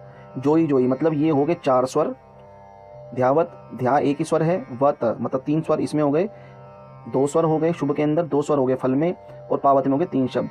ठीक है, 3 अक्षर होंगे। तो यहाँ पर हम बात कर रहे हैं 4 3 7 और 2 9 2 11 और 3 14। यहाँ पे 14 हैं और हमें चाहिए 16। तो कहीं ना कहीं क्या है, 2 अवग्रह आएंगे। जब ये 2 अवग्रह जुड़ जाएंगे तो ये 16 बन जाएंगे, मतलब इसको कंप्लीट कर लिया जाएगा। जैसे दिखा देता हूँ मैं आपको एक बार करके, देखो ऊपर यहाँ पे हमने क्या करना है, जो ई ध्या, और ये अवग्रह लग गया। देखो यहाँ पर कौन सी मात्रा पर अवग्रह लगा है, ये लगा है भैया 14वीं मात्रा पर। ठीक है, 14 पर। जो ई ध्या आवत शुभ फल पा आ वत, जो ये है ये भी ध्यान रखना, ये आपका जो लग रहा है ये लग रहा है 6 नंबर पे। ठीक है, तो अंतरे की पहली लाइन में एक तो आपका लग रहा है 14 नंबर पर और एक लग रहा है 6 नंबर पर आपका अवग्रह लगेगा। बाकी उन सबको फैला देना है। क्लियर? तो इन पर और इन पर बाकी देखो सेम है, जो ई ध्या आ वत शुभ फल पावत। तो यहाँ पर एस लग गया और यहाँ पर आपका एस लग गया है। तो ये आपका पहली लाइन कंप्लीट हो गई। अब दूसरी लाइन देखेंगे, दूसरी लाइन किस हिसाब से है। तो दूसरी लाइन को अब देखने वाले हम। तो दूसरी लाइन में जन्म मरण दुख सब निस्तरना, मतलब इसमें है 3, मरण में भी 3 अक्षर हैं, दुख में 2 अक्षर हैं, सब में 2 अक्षर हैं और निस्तरना में 4 अक्षर हैं। तो ये देखो 3 और 3 6, 2 8, तो 10 और 4 14। ठीक है, और हमें चाहिए भैया 16। 14 गए, इसका मतलब है 2 अवग्रह फिर से लगने वाले हैं। यहाँ पर 2 अवग्रह लगेंगे। ठीक है, तो यहाँ पर हम दोबारा चलते हैं ध्यान से कि अवग्रह कहाँ लग रहा है वो देखते हैं। अब जन्म मरण दुख कंटिन्यू चल रहा है भैया, कोई इसमें अवग्रह का सिस्टम नहीं आ रहा। सब निस्तर और लास्ट में भैया 2 अवग्रह, बिल्कुल एकदम ओके की रिपोर्ट है। अंतरे की सेकंड लाइन बिल्कुल आसान है, जन्म मरण दुख सब निस्तरना। तो जन्म मरण दुख सब निस्तरना और 2 अवग्रह लग गए भैया। ये हमारी बात जो है वो कंप्लीट हो गई। तो मैं आपको बताऊंगा कि ऊपर के जो स्वर है वो कैसे लिखने हैं। तो यहाँ पे हमने एक पैटर्न लिखना है, जैसे कि सा रे गा पा धा धा और ये सा। ठीक है, ये इसका आरोह है और इससे पहले एक धा लगेगा। तो इन स्वरों को लिख लेना भाई। ठीक है, इन स्वरों को लिख लें और आगे भी लिख सकते हैं आप। ये रे हो गया और ये गा हो गया। अब इनको देखो एक नंबर दे दो, ये 1 नंबर। ठीक है, मैं दूसरा कलर यूज करता हूँ इसके लिए। ये 1 नंबर, ये 2 नंबर, ये 3 नंबर, ये 4 नंबर, ये 5 नंबर। ठीक है, ये 1 है तो ये भी 1 हो जाएगा। ये इसको आप +1 दे दीजिए। ठीक है, क्योंकि ये मध्य सप्तक का है तो ये तार सप्तक है तो +1। और ये देखो ये 2 है तो ये +2 दे दीजिए। वैसे तो ये भी प्लस है लेकिन यहाँ पे +2 दे दीजिए। ये मेरा पैटर्न है जो मैं पहले भी समझा चुका हूँ। और ये 3 है तो ये +3 दे दीजिए। मतलब अब +3 जहाँ भी लिखा होगा वहाँ पर गा के ऊपर डॉट होगा, और अगर सिर्फ और सिर्फ 3 लिखा होगा तो इसका मतलब है कि वहाँ पर सिर्फ गा होगा। ये मध्य सप्तक का है। और अगर देखो अब इसको आप बहुत ध्यान से बता सकते हैं बहुत तरीके से। देखो ये 5 नंबर है तो इस 5 को माइनस दे दीजिए, -5। ठीक है, तो अब आपको एक पैटर्न याद कर लेना। इस पैटर्न को आप लिख लीजिए बहुत ध्यान से। क्लियर है? इस पैटर्न को आप लिख लीजिए बहुत तरीके से, ध्यान रखना। इस पैटर्न को आप क्या लिखेंगे, देखो अब ध्यान देना, इस वाले पैटर्न को याद करना है। इसके नंबर याद करने हैं हमको। किसके? इसके मैं आपको नंबर बता रहा हूं, जो ये है इसके मैं आपको नंबर बता रहा हूं। ठीक है, मैं कलर थोड़ा चेंज करता हूं फिर बताता हूं। देखो आपको अब देखो ये हम नंबर याद करेंगे, +1 +1 5 4 3 2 1 2 1 -5। ठीक है, ये -5, उसके बाद 1 2 3 2 3 3। ठीक है, अब ये क्या है, अब इसको ध्यान से देखना है कहाँ का मैच कर रहा है। देखो ये जो 1 है ये हो गया सा, ऊपर का तार सप्तक का सा, +1 दोबारा तार सप्तक का सा, ये धा 5 पर, 4 पर है आपका पा, गा पर है, 3 पर जो है गा है, और जो 2 है ये रे पर है, सा 1 पर है, फिर आ जाएगा रे, फिर आ जाएगा सा, फिर आएगा देखो, ये ध्यान से देखो, ये धा जो है आपको मंत्र सप्तक का दिखाई दे रहा है, तो ये यहाँ पर भी देखो -5 है, मतलब 5 माइनस में, ठीक है। उसके बाद फिर ये सा हो गया, ये रे हो गया, ये सा हो गया, ये रे हो गया, ये गा हो गया, ठीक है, ये रे हो गया, और ये गा हो गया, और ये गा हो गया। तो हमें नंबर याद कर लेना है, +1 +1 5 4 3 2 1 2 1 -5 1 2 3 2 3 3, ठीक है। ये पैटर्न आपको याद कर लेना है और इस हिसाब से आपको लिख के आ जाना है। आपको ये वाले जो नंबर हैं, ये जो नंबर मैं आपको बता रहा हूँ, ये नंबर आपको नहीं लिखने हैं, ये नंबर सिर्फ आपको याद करने हैं और इस नंबर के हिसाब से आपको यहाँ पर लिखना है। क्लियर? ऐसे आपको याद कर लेना है। एक तो ये पैटर्न है, ये वाला पैटर्न जो है सबसे आसान है, तो आगे भी आपको इसके पैटर्न बना लेने हैं, बहुत अच्छे से आपको लिख लेना है यहाँ पर, ठीक है। ये पैटर्न बना लेना है, ये पैटर्न बना लेना है, तो आगे आपको बहुत सारे पैटर्न बना लेने हैं। अब देखो यहाँ पर हम चलते हैं, तो हम बताएंगे किस हिसाब से पैटर्न बने थे हमारा। देखो ये तो आपने सीख ही लिया था, ये तो आपने सीख ही लिया था कि कैसे कैसे हमने इनको लिख दिया है सबको, ये तो आपने सीख ही लिया था। अब इनके बात कर रहे हैं हम इनके स्वरों की, तो स्वरों को कैसे लिखना है वो थोड़ा सा समझ लीजिए। तो ये देखो, ये हो गया +1, ठीक है, ये भी हो गया +1, ये हो गया 5 4 3 3 2 2 1 और ये 2, क्लियर। और ये हो गया 1 -5 1 2 3 2 3 3, ये नंबर याद कर लो, +1 +1 5 4 3 2 1 2 1 -5 1 2 3 2 3 3। तो ऐसे ही अब हमको आगे आगे वाले देखने। तो देखो इनका जो मैं नीचे बता रहा हूँ, ये गा जो है, गा है 3 पर, ये वाला बता रहा हूँ मैं, ये वाला, ठीक है। ये हो गया 3 देन 3, अब आप बोलो साथ साथ देखते जाओ और लिखते जाओ, ठीक है। ये हो गया 4, ये 5 +1 5 +1 और +1 यहाँ पर आ जाएंगे, इस पर बात करेंगे तो ये +1 5 4 3 2 1 1। तो क्या बना, देखो ये गा गा पा धा सा धा सा सा सा सा धा पा गा रे सा। तो ये भैया देखो एकदम बिल्कुल क्लियर मैंने बता दिया है और इस हिसाब से आपको लिख देना। याद कर लो तो और भी अच्छी बात है, ठीक है। नहीं याद हो रहे हैं तो आपको ये वाला पैटर्न जो है वो यूज़ कर लेना है, इसमें आपको पूरे नंबर 101% आपको नंबर मिल जाएंगे। क्लियर है ये बात? तो ये कहाँ से याद करना है आपको, ये यहाँ से याद करना है। देखो इसकी फोटो क्लिक आप कर सकते हैं, तो ये आपको यहाँ से याद कर लेना है और इसको लिख लेना है। देखो ये वाला जो पैटर्न है इसको लिख लेना है और इसको समझ लेना है। ये देखो ये भी 16 में 1 2 3 4 5 6 7 8 9 10 11 12 13 14 15 16, ठीक है। अब हम चलते हैं, देखो अंतरे के अंदर ध्यान से देखो, 1 2 3 4 5 6 7 8 9 10 11 12 13 14 15 16, और दूसरी लाइन में 1 2 3 4 5 6 7 8 9 10 11 12 13 14 15 16, मतलब ये कंप्लीट है भाई, बिल्कुल ठीक है। जैसे हमने ये कंप्लीट की थी वैसे ही ये कंप्लीट करनी है। अब ये एक एक स्वर उठा करके हमने यहाँ पर लिख देना है, हमने बहुत आसान तरीके से, ठीक है। अब यहाँ पे आ जाते हैं। अब मैं आपको फिर पैटर्न बता देता हूँ ये कैसे याद करेंगे बहुत आसान तरीके से। तो यहाँ पर क्या आएगा, 3 3 3 3 4 के बाद डैश, क्योंकि डैश है, ठीक है। इसके बाद क्या करेंगे हम, ये +1 आ जाएगा, +1 के बाद आ जाएगा 5, यहाँ पर 5 आ जाएगा, फिर +1 आ जाएगा, तार सप्तक का सा है, +1 तार सप्तक का सा, +1 फिर +1 फिर +2 मतलब तार सप्तक का रे, फिर +1 फिर +1, ठीक है। उसके बाद यहाँ पर इसका बता रहा हूँ, +1 +1 +1 +1 +3 +2 +1 और +1, ठीक है। बहुत तरीके से इसको देखोगे तो समझ जाओगे आप, ठीक है। अब इसका मतलब क्या हुआ, ध्यान से देख लो। ये क्या बना, गा गा गा गा गा पा डैश तार सप्तक का सा धा, तार सप्तक का सा, तार सप्तक का सा, तार सप्तक का सा, तार सप्तक का सा, तार सप्तक का सा, तार सप्तक का रे, क्योंकि 2 लिखा हुआ प्लस है, और तार सप्तक का सा +1 है, तार सप्तक का सा। और यहाँ देखो, तार सप्तक का सा, तार सप्तक का सा, तार सप्तक का सा, तार सप्तक का सा, तार सप्तक का गा, तार सप्तक का रे, तार सप्तक का सा, तार सप्तक का सा, ठीक है। बहुत आसान तरीके से बता दिया मैंने। अब मैं इनकी बात करूंगा तो इसमें क्या जाएगा भाई, ये +1 5 4 3 2 1 1।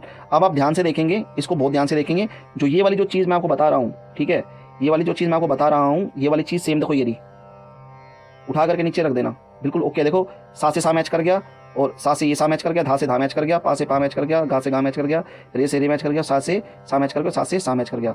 तो इस हिसाब से आपको यहाँ पर लिख देना है, बिल्कुल आसान है। तो ये नंबर आपको लिख लेने हैं बहुत आसान तरीके से, ठीक है। बहुत आसान तरीके से आपको ये नंबर लिख लेने हैं, इसके नंबर बना लेने हैं, और उसके बाद ही हो पाएगा बहुत आसान तरीके से। वरना आपको अगर ये याद करना है तो आप इसकी स्क्रीनशॉट ले सकते हैं और आपको ये लिख सकते हैं। ये बिल्कुल आसान है, बिल्कुल आसान। जरूरी नहीं है, देखो आपको एक चीज़ और बता देता हूँ, अगर आपको लग रहा है ना अवग्रह आगे पीछे लग गया तो कहीं भी अवग्रह लगाओ, जहाँ आपका मन करे वहाँ अवग्रह लगा दो, जहाँ पर भी आपका मन करता है, तो आपको नंबर नहीं कटेंगे। तो इस हिसाब से आपको ये लिखनी है। 10th क्लास के अंदर हमारे पास 3 राग हैं। 10th क्लास में नंबर 1 पे है भोपाली, ठीक है जी, नंबर 1 पे भोपाली, नंबर 2 पे है वृंदावनी, सारंग, और नंबर 3 पर है खमाज। जिनमें से मैं वृंदावनी सारंग करवा चुका हूँ, भोपाली भी करवा चुका हूँ, अब रह गया एक खमाज। हालांकि सिर्फ आप वृंदावनी सारंग भी कर लेते या भोपाली भी कर लेते तब भी आपका ये क्वेश्चन कंप्लीट हो जाता, क्योंकि उन्होंने ये पूछा है कि किसी भी एक राग का, लेकिन फिर भी हम रिस्क नहीं लेंगे और खमाज का वो रह गया है, तो तीनों का मैं अलग अलग करवाने जा रहा हूँ, जिसमें से मैं भोपाली वृंदावनी करवा चुका हूँ। अब मैं बात करूँगा खमाज के बारे में, ठीक है जी। तो खमाज की द्रुत ख्याल की जो स्वर लिपि हमने कैसे लिखनी है, सेम वही पैटर्न है। हमने जो पहले आपने जो मेरी वीडियो देखी है, इससे पहले वाली जो वीडियो मेरी गई है वो है भोपाली की, राग भोपाली की द्रुत ख्याल की स्वर लिपि, उसको देख सकते हैं। उससे पहले मैंने राग वृंदावनी सारंग, कुछ और वीडियोस पीछे जाएंगे तो राग वृंदावनी सारंग की स्वर लिपि मैंने करवा रखी है, उसको भी देख सकते हैं। पैटर्न सेम है, सिर्फ और सिर्फ स्वर बदलते हैं, कुछ जो नियम है, नियम सब सेम होते हैं, बाकी बस स्वर और गीत के जो बोल हैं वो बदलते हैं। तो आइए अब हम लिख रहे हैं, देखो पूरा का पूरा पैटर्न मैंने आप लोगों के लिए बना दिया है। अब बताएंगे कैसे कैसे क्या हो रहा है, ये बिल्कुल क्लियर तरीके से मैं आपको बता रहा हूँ, ठीक है। तो अब ये कैसे हम लिखें, तो सबसे पहले ऐसी हेडिंग डाल देनी है जो भी पूछा है। उसके बाद थाट, खमाज थाट से लिया गया है। उसके बाद आरो लिखेंगे, सा गा मा पा धा नी सा, रे जो है वो इसके आरो में नहीं लगता, इसका मतलब इसके आरो में 6 स्वर लगते हैं। अवरो देखेंगे, सा नी धा पा मा गा रे सा, इसके अवरो में 7 स्वर लगते हैं, लेकिन आरो में नी शुद्ध लगता है और अवरो में कोमल नी लगता है। कोमल नी का प्रयोग होता है पा के साथ, माँ के साथ, ठीक है। शुद्ध नी का प्रयोग होता है सा के साथ, मतलब बढ़ते हुए क्रम के अंदर इसका प्रयोग होता है। ध्यान से देखेंगे आप, यहाँ पर आरो में आपने शुद्ध नी देखा है और अवरो में आपने कोमल नी यहाँ पर देखा हुआ है, क्लियर ये बात। इसके बाद बात करेंगे पकड़। पकड़ क्या है, नी धा पा मा, धा के बाद एक छोटा सा एस लगाएंगे, मागा पा मा गा रे सा। इसके बाद चलते ही आगे। उसके बाद आपने लिखना गीत के बोल। तो गीत के बोल लिखने के लिए हमें क्या क्या चाहिए होता है, मैंने आपको पहले भी बताया था।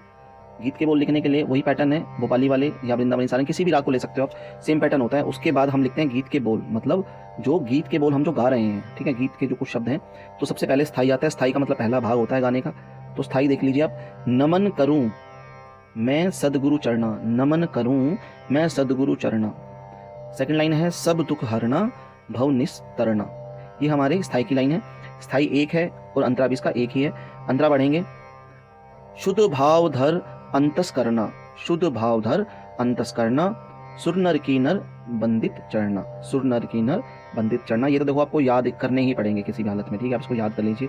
अब मैं आगे आपको बताऊंगा कि इसको लिखना कैसे है। अब देखो, अब हम क्या करने वाले हैं, ये राग की बंदिश है, इन शब्दों को हम गाएंगे 16 मात्रा में, ठीक है, 16 मात्रा में गाएंगे, जैसे कि हमने पहले गाया था। 3 ताल के साथ गाएंगे इसको, 3 ताल, 16 मात्रा 3 ताल, क्लियर। अब 3 ताल में 16 मात्रा होती है, उसके लिए देखो यहाँ नीचे भी मैंने लिखा हुआ है, लेकिन मैं भी आपको थोड़ा सा क्लियर करके बताता हूँ। अब हम क्या करेंगे, एक 3 ताल का मतलब 16 मात्रा का एक सांचा बनाएंगे, एक टेबल बनाएंगे, जैसे कि देखो नीचे आ रहे हैं। सबसे पहले आपको ये करना है,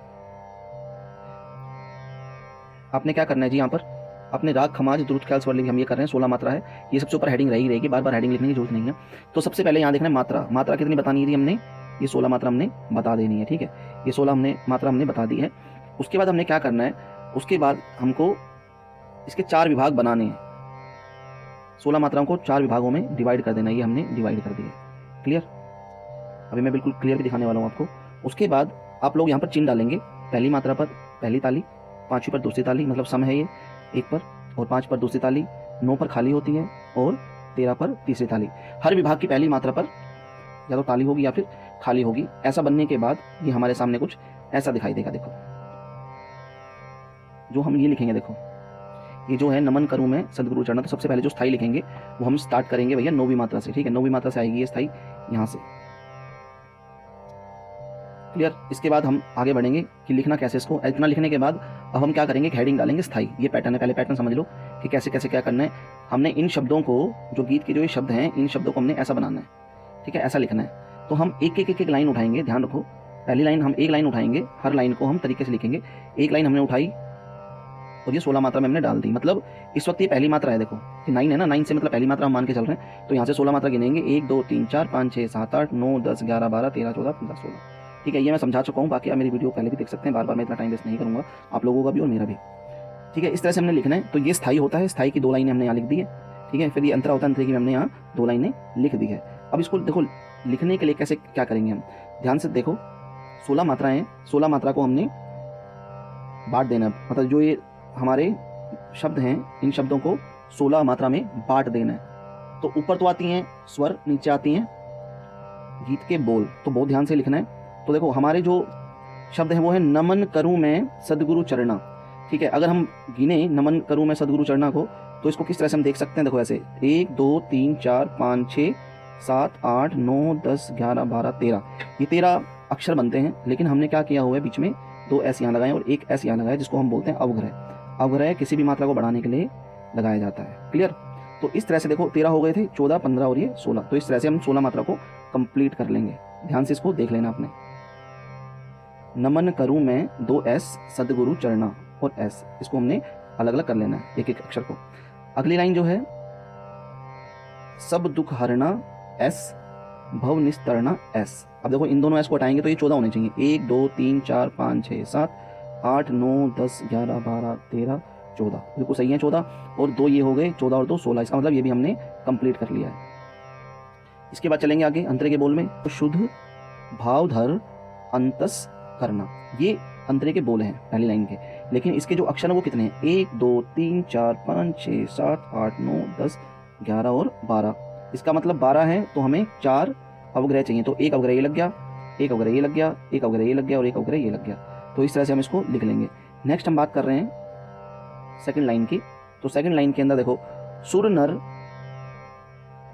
कीनर, ठीक है, सुरनर कीनर बंदित चढ़ना, सुरनर कीनर बंदित चढ़ना, मतलब 1 2 3 4 5 6 7 8 9 10 11 12 13 अक्षर है, तो 3 अवग्रह हमने लगा करके 16 को कंप्लीट कर दिया है। ठीक है, तो कहाँ पे लगेगा, सुरनर की के बाद एस लगेगा, नर बन के बाद एस लगेगा, फिर दित चरणा के बाद एस लगेगा। इस तरह से आपने इसको लिख देना। देखो यहाँ पर ऐसे लिख देना है। ये हमने एक एक अक्षर उठाए और यहाँ पर हमने डाल दिए, न म न क रू मैं एस एस, मतलब अवग्रह। सदगुरु चरणा, नमन करूं मैं सदगुरु चरणा। नेक्स्ट लाइन जो आ रही है, ऊपर का स्पेस हमको छोड़ देना है क्योंकि यहाँ पर स्वर आएंगे। सब दुख हरणा एस भव निस्तरणा एस। ठीक है, तो ये दूसरी लाइन भी कंप्लीट हो गई है। उसके बाद चलते हैं अंतरे के अंदर, थोड़ा सा ये स्पेस छोड़ेंगे। स्पेस छोड़ने के बाद है शु, इसके बाद फिर एस लगेगा, ध, जो मैंने ऊपर पैटर्न बताया है उसी को देख करके आपने ये लिख देना है। शु एस ध, भा अवग्रह, व ध र, अन एस, त स क र न एस, शुद्ध भाव धर अंतस करना, ये हमने फैला दिया है। आगे है सुर नर की नर बंधित चढ़ना। तो देखो सुर न र की एस न र, इसके बाद मैं आपको बता देता हूँ आगे जो है वो ये रहा। देखो सुर न र की एस न र बन बन एस दीत चरण, मतलब जो अवग्रह में मिले हैं 1 2 और ये 3 अवग्रह में मिले हैं। बाकी देखो सूर नर की नर बंधित चरणा, ठीक है, 3 एस मिले हैं, तो 13 ही अक्षर थे हमारे। तो हमने इस तरह से इसको कंप्लीट कर लिया है। तो जब कंप्लीट कर लेंगे तो आपको कैसा शो होगा, देखो ऐसा शो होगा। ये जो है ना, ये आपको यहाँ पर बिल्कुल भी दिखाई नहीं देगा, ये खाली होगी जगह, क्योंकि हमने सिर्फ अभी शब्दों को लिख लेना है। सबसे पहले जी ये हमने शब्दों को लिख लिया है, और ये फॉर एग्जाम्पल मान के चलो कि ये अभी यहाँ पर नहीं लिखा हुआ, तो यहाँ खाली है। अब हम क्या करेंगे, ये ऊपर के जो स्वर हैं इन स्वरों को फिल करेंगे। ठीक है, तो आइए अब हम देख लेते हैं कि जो हमने नीचे जो गीत के जो बोल लिख दिए थे, नमन करूं मैं सदगुरु चरणा, सब दुख हरना भव निस्तरना, अंतरा जो लिखा हमने, शुद्ध भाव धर अंतस करना, सुरनर कीनर बंधित चढ़ना। ठीक है, ये हमने शब्द इसमें लिख दिए थे। तो अब हमने क्या करना है कि जो ऊपर के जो स्वर हैं वो हमने बहुत ध्यान से देखने हैं। नीचे हमेशा बंदिश के बोल लिखे जाते हैं गीत के, और ऊपर वो जिन स्वरों पे वो गाई गई है वो हमें लिखना है। मतलब जो ये जगह मैं रेड कर रहा हूँ, ये मार्क कर रहा हूँ, जो मैं काट रहा हूँ, ये सब हमने लिखना है। ठीक है, मुश्किल अब यही है कि ये याद कैसे करें। तो ये याद कैसे करना है, उसके लिए मैं पैटर्न आपको लास्ट टाइम ही मैंने बताया था, एक बार फिर से मैं बता देता हूँ। तो कैसे लिखना है, और ये स्वर हमने पहले से ही यहाँ पर लिख लिए हैं, देखो ध्यान से। इसका मतलब क्या है कि जो ये लाइन है, नमन करूं मैं सदगुरु चरणा, इनके एक एक जो अक्षर हैं ये 16, 5 6 7 8 9 10 11 12 13 14 15 16, तो ये 16 जो अक्षर हैं इनके ऊपर ये पूरा का पूरा सांचा हमने रख देना, लिख देना। ये भी देखो 16 होना चाहिए, 1 2 3 4 5 6 7 8 9 10 11 12 13 14 15 16, मतलब ये जो पहला अक्षर है, मतलब पहला जो स्वर है वो इसके ऊपर आएगा, दूसरा इसके ऊपर आएगा, तीसरा, मतलब 1 बाय 1 इस प्रकार से हमने इसको देख लेना है। तो अब हमने समझना है कि ये लिखें कैसे, ये समझें कैसे। तो मैंने आपको एक पैटर्न बताया था कि हम स्वरों को लिख लें। हम लिख रहे हैं सा, रे, गा, मा, पा, धा, नी। क्लियर? ये हमने लिखा है और इनके हमने नंबर दे देना है 1 2 3 4 5 6 7। ठीक है, इसके बाद देखो +1 +2 +3 तक हम इसको लिख लेंगे, ध्यान रखेंगे। और यहाँ पे -7 -6 -5। और यहाँ पर हम स्वरों को देखेंगे किस हिसाब से क्या हो रहा है। अब ऊपर वाले स्वर लिख देंगे। यहाँ पर तार सप्तक का सा, तार सप्तक का रे, तार सप्तक का गा, ये ऊपर वाले स्वर हैं। तो यहाँ पर मैंने प्लस का इनको नंबर दिया है। यहाँ पर हम जाएंगे तो ये नी हो जाएगा मंद सप्तक का, ये धा हो जाएगा मंद सप्तक का, और ये पा हो जाएगा मंद सप्तक का। इस तरह से हमको लिख लेना है। ठीक है, ये नंबर हमने डाल देना है। तो हम क्या करेंगे, अब इसको ध्यान से देखना इस चीज़ को। तो जो ये वाला जो स्वर है, मैं इनको राउंड कर रहा हूँ, तो ये वाला जो स्वर है इसको हम लिखेंगे +1। तो पहली हम लाइन याद करेंगे +1, देन +1, देन अब आप देख रहे हो कि सर ये इसको कैसे लिखें हम। इसको आप लिखो 7 और नीचे एक डैश डाल दो, मतलब कोमल बना दो उसको। तो 7 का मतलब होता है नी, नीचे डैश है, फिर से देखो। तो इसका मतलब क्या होगा, तो यहाँ पर हम 7 डैश कर देंगे। ठीक है, 7 कोमल, फिर 7 कोमल, फिर 6, फिर 5 के बाद फिर 4। ठीक है, ये हो ना 6 5 4 3 काटता जा रहा हूँ मैं, 4 5 4 5 6 6। इसके बाद +1, ये +1, फिर ये 7 क्योंकि यहाँ पे शुद्ध है तो शुद्ध रहेगा, और देन +1, देन +1। क्लियर? ये हमारे नंबर हो गए हैं। तो उसको ध्यान से लिख लो। ये जो इसके ऊपर जो नंबर चलेंगे वो ये चलेंगे। ठीक है, ऐसे ही आपको इसके नंबर याद कर लेने, ऐसे आपको इसके नंबर याद कर लेने, और ऐसे आपको इसके नंबर याद कर लेने। तो ये आपका पैटर्न है। ठीक है, अब हम सीधा चलते हैं बंदिश की ओर कि बंदिश में मैंने कैसे लिखा हुआ है। अब इसको बहुत ध्यान से लिखेंगे, बहुत ध्यान से देखेंगे, कोई भी हम गलती नहीं करेंगे। ठीक है जी, अब इसमें हम कोई भी गलती नहीं करेंगे। जैसे कि यहाँ पे हम बात कर लेते हैं, यहाँ से शुरू कर रहे हैं। देखो तो ये क्या हो गया, ये +1 हो गया, +1 7। ठीक है, और नीचे डैश 7 डैश 6 5 4 3, खुद भी आप बोलते जाइए 3। क्लियर? 4 5 6 के बाद +1 7 +1, देन +1 +1। इसके बाद हम इसको देखेंगे, यहाँ पर इनका मैं यहाँ लिख रहा हूँ +1। थोड़ा सा मैं इसको बैक करता हूँ और दोबारा लिखता हूँ थोड़ा नीचे करके। ठीक है, इसको देख रहा हूँ +1 +1 +3 +4 +3 +3 +1, देन +1। ठीक है, ये इसका मैंने लिखा है। अब इसका देखेंगे 7 7 +1 +1 +1 +1 7, देन 6। ठीक है, ये नंबर आप लिख लीजिए, ये नंबर आप लिख लीजिए अभी। +1 +1 3 +1 +1 +3 +4 +3 +3 +1 +1 7 7 +1 +1 +1 +1 7 6। मतलब ये 7 जो है 7 कोमल 7 है और इसका 6 हो जाएगा। ठीक है, ये तो हो गया हमारा स्थाई का पैटर्न। अब हम बात कर रहे हैं, जी अंतरे की। ठीक है, तो अंतरे के अंदर क्या हो जाएगा, ये आप खुद बताएंगे। ये हो गया 3 4 6 7 +1 7 +1, देन +1, फिर 7 7 +1 +1 +1 +1, फिर 7 कोमल और 6। देन इसका देखेंगे हम, इसका क्या होगा +1 +1 +3 +4 +3 +3 +1, देन +1। और इसका क्या होगा, इसका जो है मैं यहाँ लिख रहा हूँ ऊपर, इसका जो है 7 7 +1 +1, इसका यहाँ है देखो ये +1 +1, फिर +1, फिर +1, फिर 7 नीचे वाला। ठीक है, मतलब नीचे डैश, नी कोमल है ना तो 7 कोमल कर देंगे, और ये 6। तो ये वाला पैटर्न बन गया इसका। तो इसको बहुत अच्छे से ध्यान में लिख लेना है, ध्यान से लिख लेना है, और यहाँ पर आपको पैटर्न बहुत अच्छे से मिल जाएगा। अब आपको 3 चीज़ याद करनी है, बहुत ध्यान से इसका नंबर लिख लेना।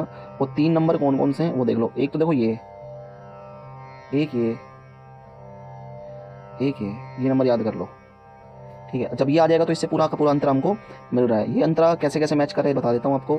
तो जो ये वाली जो है, ये वाला मैच कर रहा है इससे, देखो कौन सा, ये नंबर 1 में ये वाला मैच कर रहा है इससे, क्लियर। और जो ये वाला जो मैच कर रहा है वो ये इससे भी कर रहा है, इससे भी कर रहा है, तो ये यहाँ कॉमन हो गया।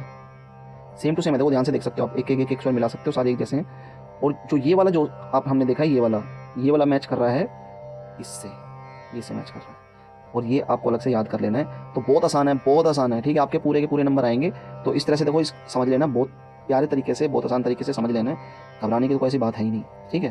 तो आप ध्यान से देख सकते हैं, इसको फोटो क्लिक कर लीजिए, इसको क्लिक कर लीजिए, देन इसको कर लीजिए, यहाँ पर ऐसा बनाना है आपने, स्टार्टिंग में ऐसा दिखेगा, उसके बाद विभाग बनाने के बाद ऐसा दिखेगा, देन उसके बाद ये फाइनल जो रिजल्ट है, ये पैटर्न ऐसा आ जाएगा, उसके बाद ये फाइनल आ गया हमारा, हमें फिर ऐसा दिखेगा। यहाँ से आप फोटो क्लिक कर सकते हैं, ये देखिए आप, ऐसा आपको लिख के आना है, और ये आपको पूरे के पूरे 6 के 6 नंबर दिलवाएगा। अब एक स्वर ये आता है कि स्वरों की पहचान, कुछ स्वर दिए गए होंगे आपको, ठीक है, उनको देख करके आपको बताना है कि यह राग कौन सा है। जब आप वो बता दोगे कि यह राग ये है, उन स्वरों को देखकर सबसे पहले आपको बताना है कि यह राग कौन सा है, और बताने के बाद जो स्वर दिए गए हैं उन्हीं स्वरों को आगे बढ़ा करके 50 स्वरों तक, ठीक है, 50 स्वरों तक आपको 50 स्वरों तक उसका वर्णन करना है, ठीक है। 50 स्वर जो हैं आपके 50 स्वरों का वर्णन आपने करना है। तो आज मैं एक बहुत बढ़िया फॉर्मूला लेके आया हूँ आप सभी के बीच में, बहुत आसान तरीके से आप उसको समझ सकते हैं। तो हमारे बीच में 3 राग हैं, भोपाली, खमाज और है वृंदावनी सारंग, ठीक है। अब आप सोच रहे होंगे कि ओहे सर की बस यहाँ से कॉपी क्लिक कर लेते हैं,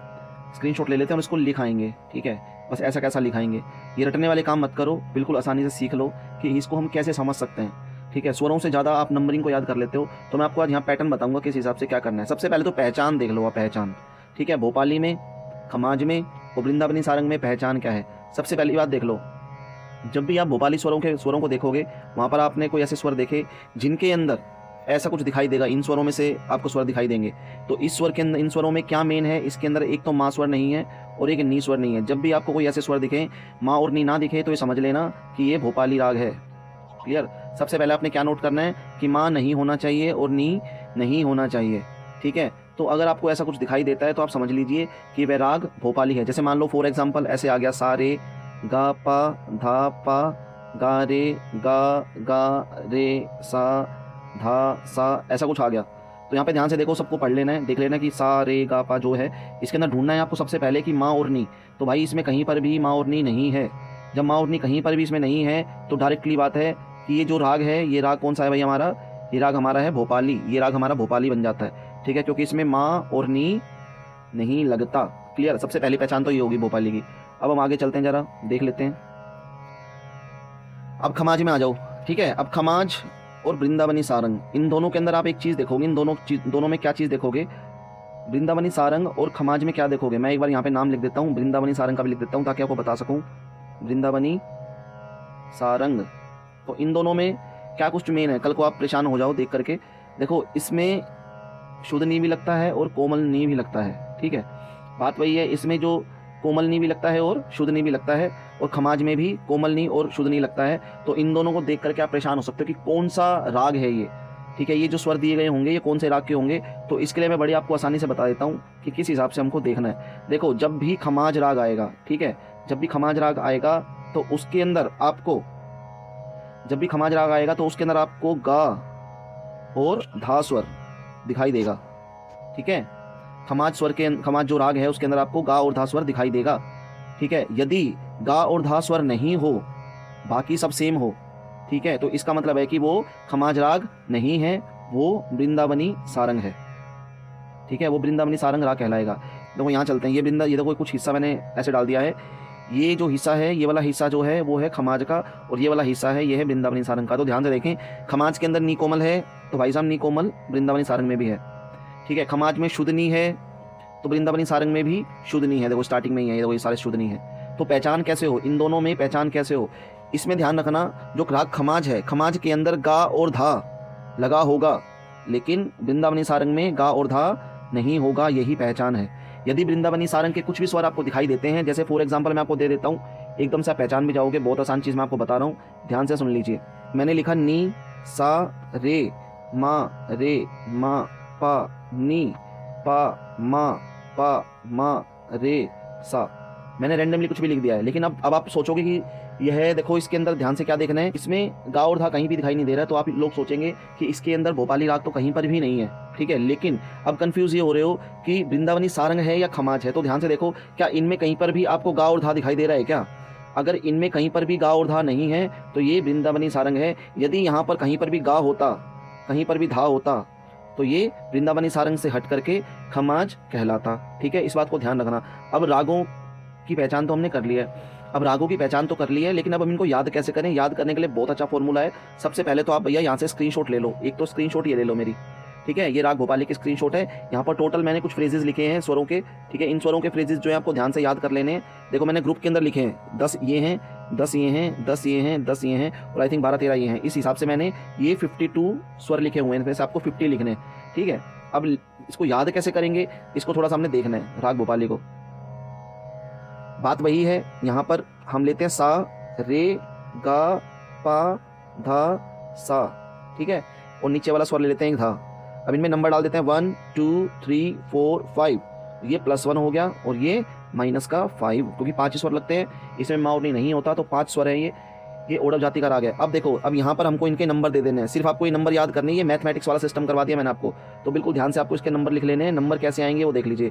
सबसे पहले इसको देखेंगे हम, ठीक है। इसके अंदर क्या आएगा नंबर? 1 2 3 3 3 3 2 1 2 1, ठीक है। 1 2 3 3 3 3 2 1 2 1, ठीक है, ये पहली लाइन आ गई। दूसरा देखेंगे 2 3 2 3 2 1 -5 1 2 1, ये दूसरी लाइन आ गई, क्लियर। थर्ड देखेंगे 1 2 3 2 3 4 4 3 2 1, ये थर्ड लाइन आ गई है। फोर्थ पे आ जाओ जी, 3 3 4 4 5 4 3 2 1 1, लास्ट लाइन 1 2 3 4 5 +1 +1 5 4 3 2 1। ये नंबर आपको याद कर लेने हैं। ये नंबर अगर आपको याद हो गए फ्रेजेस के हिसाब से तो आपके बल्ले बल्ले है, बिल्कुल अच्छे से आप इसको लिख के आ सकते हो। एक चीज़ और थोड़ा ध्यान से देखो, मैंने क्या लिखा है, ये नंबर इसको आप स्क्रीनशॉट ले लो पहले तो, ठीक है। इसको लिख लो एक कॉपी के अंदर, ये आपको अच्छे से 2 से 3 नंबर दिलवा सकता है। अब हम बात कर रहे हैं, ये एक पैटर्न और देखो मैंने इसके अंदर क्या किया है। यहाँ पर देखो आप सारे गा पा धासा और साधा पा गा रे सा, आरो और अवरो को दोनों को मैंने जोड़ दिया है, ठीक है। ये जोड़ दिया मैंने बीच में, तो ये एक फ्रेज ये भी बन गया है हमारा। नेक्स्ट हम बात कर रहे हैं खमाज। खमाज में क्या करना है? खमाज में वही है सा रे गा मा पा धा नी सा, क्लियर। और नीचे आएंगे तो नी आ जाएगा, क्लियर, ये वाला। अब यहाँ पर नंबर डाल दो 1 2 3 4 5 6 7, पूरे 7 के 7 स्वर लगे हैं, तो ये +1 हो गया और ये -7 हो गया। कहीं पर भी ऐसा दिखता है तो ये 7 है और उसके नीचे ऐसा कोमल स्वर कर देना, ठीक है, मतलब कि ये। अगर सिंपल 7 है तो मतलब कि ये, क्लियर। अगर ये वाला 7 है, 7 के नीचे डैश है, तो सबके जिनके नीचे भी डैश है ये वाले आ जाएंगे, 7 के नीचे डैश, ठीक है। अब इनका पैटर्न देख लेते हैं हम बहुत आसान तरीके से। सबसे पहले ये वाला फ्रेज देखेंगे, इसके अंदर लिखा है +1 +1, 7 के नीचे डैश मतलब नी है ये कोमल का, फिर 7 के नीचे डैश नी है कोमल का, फिर 6 5 4 3 2 1। नेक्स्ट आएंगे, ये गा से शुरू हो रहा है, तो इसके अंदर क्या करेंगे हम 3 4 5 6, 6 के बाद डायरेक्ट +1, फिर 7 डैश वाला, फिर 6 5 4 3 2 1, एक ही पैटर्न है। और ये वाला देखेंगे, इसको मैं यहाँ बता रहा हूँ थोड़ा नीचे, ये 1 3 4 5 6 7 +1 +1, 7 के नीचे डैश, 6 5 4 3 2 1। देखो इस 7 का मतलब क्या हुआ, ये शुद्धनी है, और इस 7 का मतलब क्या हुआ, ये कोमलनी है। तो यहाँ पे ध्यान से आपको देख लेना है। नेक्स्ट, अब लास्ट बता रहा हूँ आपको इसका है +1, 7 के नीचे डैश, 6 4 5 6 4 3 5 4 3 2 1 1, ये इसका नंबर आ जाएगा। तो आपको ये नंबर लिख लेने हैं। नेक्स्ट चलते हैं वृंदावनी सारंग में। इसको बहुत ध्यान से देखना है आपने, बहुत आसान है। निसा रे मा पानी पा मारे निसा, इसमें कहीं पे भी आपको गा और धा स्वर नहीं मिलेगा, बहुत आसान है। गा और धा कहीं पे भी आपको देखने को नहीं मिलेगा यहाँ पर। तो हम सबसे पहला जो फ्रेज है ये वाला देख लेते हैं। ये वाला फ्रेज देख लेते हैं सबसे पहले। तो इसके अंदर भी हमको, चलो मैं आपको बता देता हूँ पहले कि इसको इनको लिखना कैसे है। सा रे मा पा नी, ये स्वर है, गा और धा नहीं है। तो 1 2 3 4 5, ठीक है। ये ऊपर का तार जो जा रहा है इसको हम +1 दे देंगे, और नीचे वाले जो स्वर हैं उसको हम -5 कर देंगे, ये नी हो जाएगा मंद्र सप्तक का। ऐसे यहाँ पे जो 5 है, 5 का मतलब है नी, और 5 के नीचे डैश है, उसका मतलब है कोमल नी। ओके, तो अभी हम इसको लिख लेते हैं, देख लेते हैं कैसे क्या लिखना है।